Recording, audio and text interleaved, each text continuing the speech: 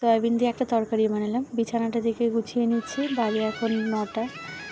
আর এদিকে মন্দিরে গান চলছে। হ্যালো বন্ধুরা, সকলে কেমন আছো? আশা করছি যে যেখান থেকে আমার ব্লগটা দেখছো সকলে ভালো আছো এবং সুস্থ আছো। আজকের বারটা হলো বুধবার, আজকে তারিখটা হলো জুন মাসের, আজ হচ্ছে 3 তারিখ। আজ বড়মশাই 8টার আগেই বেরিয়ে গেছে, তাই আমাকে আজকে আরও সকালে উঠতে হয়েছে।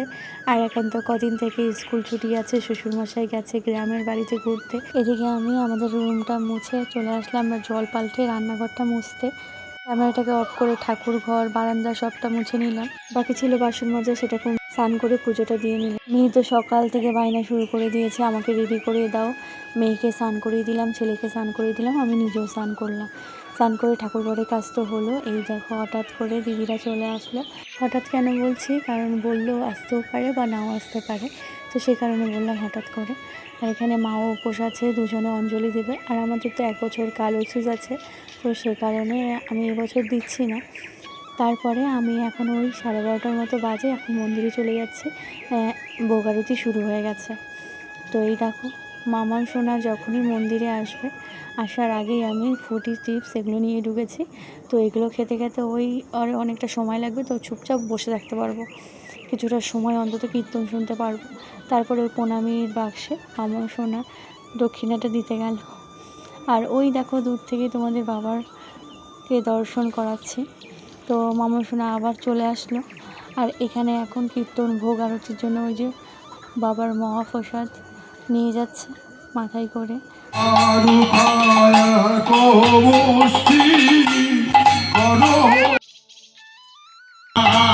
সবাই বসে পড়লাম আমরা প্রসাদ খেতে। সেদিনকাই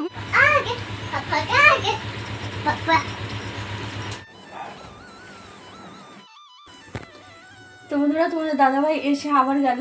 তো আমি তোমাদের দাদাভাইকে বলছিলাম, তো কাল বা পরশু চিকেন একদম ছোটো ছোটো করে, যেরকম চিলি চিকেন বানায় যে সাইজটা চিকেনটা হয় সেরকম সাইজ চিকেন, আর ডুমডুমো করে আলু কেটে কষা কষা চিকেন খেতে ইচ্ছে করছে। বাস দৌড়ালো গাড়ি নিয়ে, বললো আজকেই নিয়ে আসি।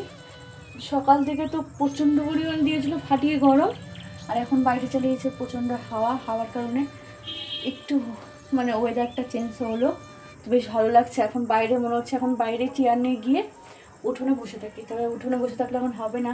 সকালে ভাত খাওয়া হয়নি, সে ভাতে জল দিয়ে রেখেছি, পান্তা ভাত আছে অনেকগুলো, তো সেই পান্তা ভাতগুলো ফ্রিজে রেখে দেবো, কালকে খাবো। আর এখানে চাল ভিজিয়ে রাখলাম।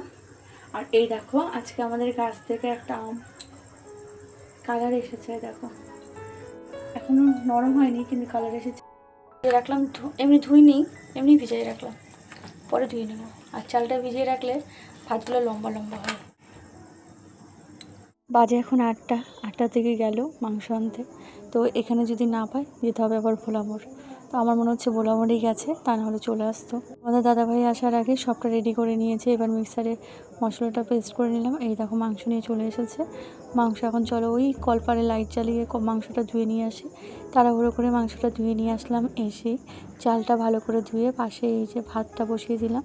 আর এখানে আমি জল গরম বসিয়ে দিলাম, কারণ আমি যখনই চিকেন রান্না করি, বিশেষ করে গরমের দিনে চিকেনটা না একটু গরম জলে একটু ভিজিয়ে রাখি কিছুটা সময়, তাহলে চিকেনের যে উগ্র গন্ধটা আছে একটা কেমন, সেটা চলে যায় আর খেতেও দারুণ টেস্ট লাগে। এখানে আমি আলুটা আজকে ভেজেই রান্না করব।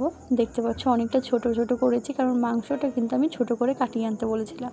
তো আমার কথা মতো তোমাদের দাদাভাই ছোট করেই কাটিয়ে এনেছে। আলুটা ভাজা হয়ে গেছে, আলুটা উঠিয়ে নিচ্ছি। মেয়েটারও ভীষণ পরিমাণে দেখছি কাশি হচ্ছে, আর কপালটা অনেকটা গরম। ওষুধ খাওয়ানোর পর মেয়েটা ঘুমিয়ে পড়লো, আর আমি এদিকে রান্নাবান্নাটা করে নিচ্ছি। আলুটা উঠিয়ে ওই তেলে আর কিছুটা তেল দিয়ে জিরে ফোড়ন, শুকনো লঙ্কা ফোড়নে দিয়ে রসুন থেতে করে রেখেছি কিছু, সেটাকে দিলাম। তারপরে পেঁয়াজ দিয়ে দিলাম। আজকে পেঁয়াজের পরিমাণটা একটু বেশিই দিয়েছি। আজ আমি একটা জিনিস করতে ভুলেই গেছিলাম, আদাটা বাটতে ভুলে গেছিলাম।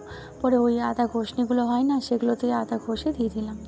আর মাংসটা উঠিয়ে ভালো করে আমি কিন্তু মশলার সঙ্গে কষিয়ে ঢেকে রেখেছিলাম কিছুটা সময়। তো তারপরে কিন্তু এই দেখো মাংসের গা থেকে অনেকটা জল ছেড়ে দিয়েছে। এবার ভালো করে আমি মাংসটা কষিয়ে নেব। এভাবে একদিন করে দেখো, ভীষণ ভালো লাগে মাংস। কাঠখোলায় 4টে এলাচ আমি এরকম শুকনো খোলায় ভেজে নিয়েছি। এবার এটাকে থেতো করে মাংসটা কষানো যখন হয়ে যাবে তখন দিয়ে দিলে দারুণ একটা সেন্ট আসে মাংসে। তো এই দেখো মাংসটা আমি ভালো করে কষিয়ে নিয়েছি। এবার ভাজা আলুটাও আমি দিয়ে দিচ্ছি। এবার আলুটার সঙ্গে ভালো করে একটু কিছু সময় নাড়াচাড়া করে এখানে কিন্তু আমি এখন ঝোলটা দিয়ে দেবো। আজকে চিকেনটা একটু তেল ভাসা ভাসা থাকবে আর হালকা গ্রেভি থাকবে। চলো বন্ধুরা, তোমাদের একটা জিনিস দেখাই। তো ডনির আমাদের করার স্টাইল যেরকম মাম্মা মাদিসা ঠিক এমনও বুঝতে পারছো। তো আমি এখানে গরম মশলার গুঁড়োটা দিয়ে দিয়েছি। ছেলে তো বলছে মা হয়েছে, আমার কিন্তু খিদে পেয়েছে। 2 থেকে 3 বার ঘুরে গেল। এবার ছেলের খাবারটা আমি বেড়েছি, ছেলেকে এখন মাংসটা দিয়ে দেবো। আমি যেরকমটা চেয়েছিলাম ঠিক সেরকমই হয়েছে। ছেলের ভাতটা বেড়ে ছেলেকে দিয়ে দিচ্ছি। তো এই যে রান্না করে ছেলেকে খেতে দিয়ে, মেয়েটা তো ঘুমিয়েছে, ডাকা হলেও উঠছে না। বাইরে প্রচণ্ড হাওয়া চালিয়েছে, বেশ ভালো লাগছে। হাঁটাচলা করছিলাম, রান্না করার পর পুরো গরম গরম লাগছিলো।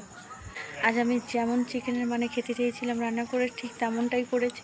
তো এখন খেয়ে দেখার পালা কেমন হয়েছে।